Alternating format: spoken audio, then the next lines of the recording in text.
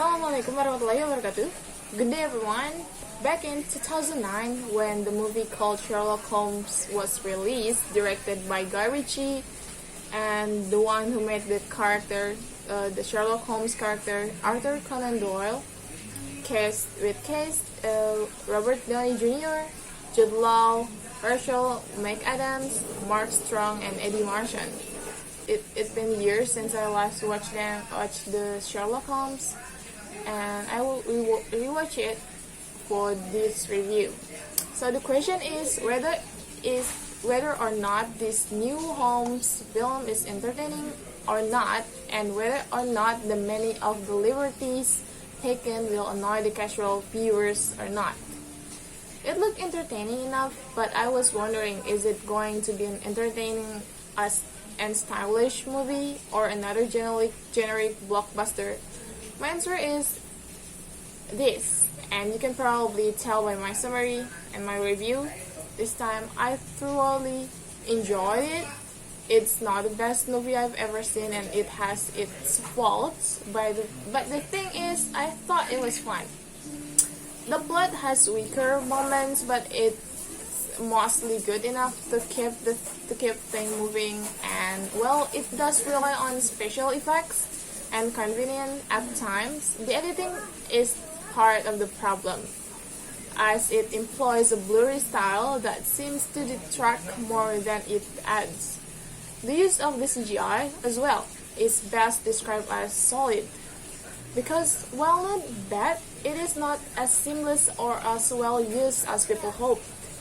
There is plenty of CGI, the more effective will being the partly built Tower of London, but the CGI looks just that and has aged badly, even though film was only released in 2009.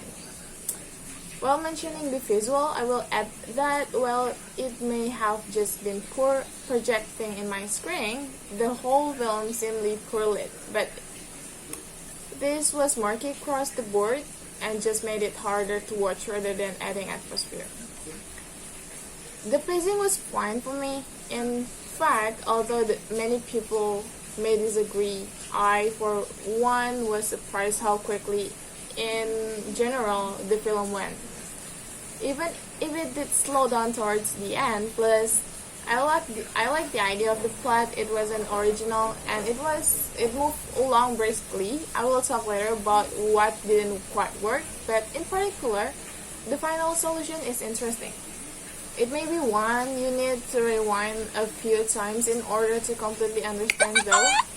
I also think it was a good idea to put Professor Moriarty as background character, the ending highly suggestive as a sequel, and if there's one that would be perfect opportunity for Professor Moriarty to flourish with the right actor, some good dialogue, and get some good character development. Okay, back to this film. I like how it was filmed. I found it stylish, innovative, and clever. The camera work is really good. Costume and location look as though they took their time with it and to make it true to the period. Guy Ritchie's direction is solid as well. He produced some of his usual trick, but I didn't like his use of slow motion at key moments. First, distract target. Then block his blind jab. Counter with cross to left cheek. Discombobulate. Dazed, he'll attempt wild haymaker. Employ elbow block. And body shot. Block ferrule left. Weaken right jaw. Now fracture. Break cracked ribs. Traumatize solar plexus. Dislocate jaw entirely. Heel kick to diaphragm. In summary, ears ringing, jaw fractured, 3 ribs cracked, 4 broken, diaphragm hemorrhaging. Physical recovery 6 weeks. Full psychological recovery 6 months.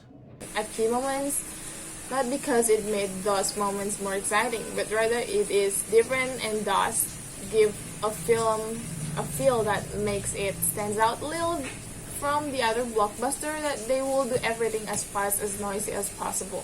Point of attack. 2, throat, paralyzed vocal cords, stop screaming. 3, got to be heavy drinker, floating rib, liver.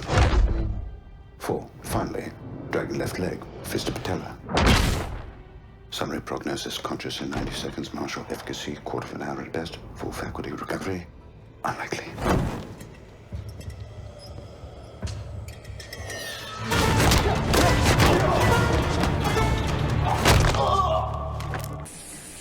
It is fine, assured, and Richie doesn't know what he's doing, so we were treated to some fun set pieces. The script was very witty and smart. The humor, too, is packed full of laughs, lots of witty lines, and plenty of sarcasm, too. Thirdly, the acting is tremendous. Donnie and Lau are sublime. It's great. They're a great cast. Finally, the acting. Robert Downey Jr. is the legendary Sherlock Holmes. He plays the character as superior-minded, physical, arrogant for good reason, and manic.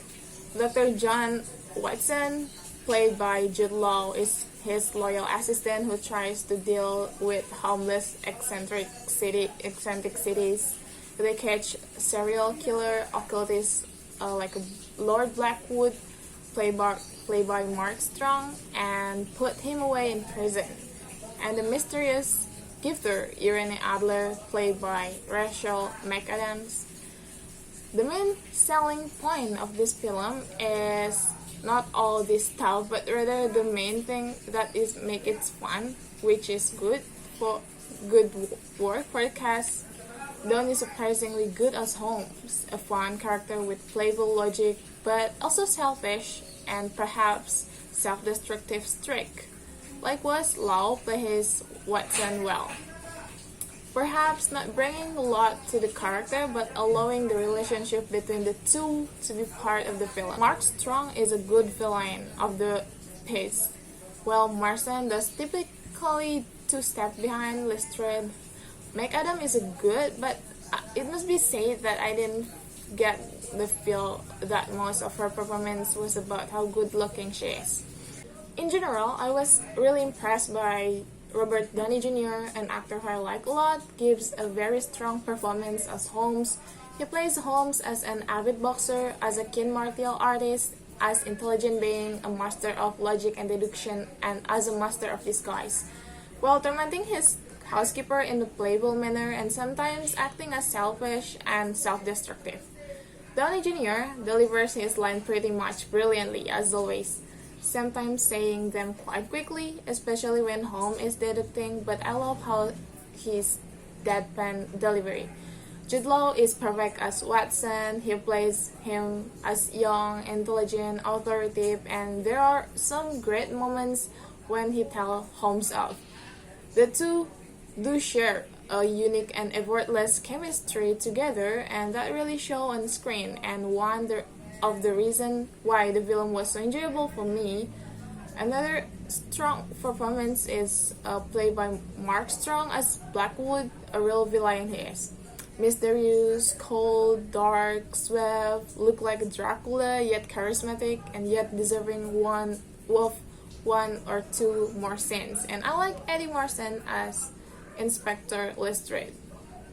Despite all these strengths, there were two primary weaknesses. While the plot was great and moved along briskly, there were some scenes that came across as rushed and unexplained, especially when Holmes and Watson save Irene Adler from being killed in a factory. That just felt like a little bit off. Rachel McAdams, I didn't quite get into it. McAdams is good, but it must be said that I did get the feel that almost of her performance was about how good looking she is, as I said before, rather than her abilities as an actress. She looks really pretty, awesome, with the lovely authentic hairstyle, and her dresses were eye-catching while suited her perfectly, but acting-wise, she looks stiff and unconvincing in her part.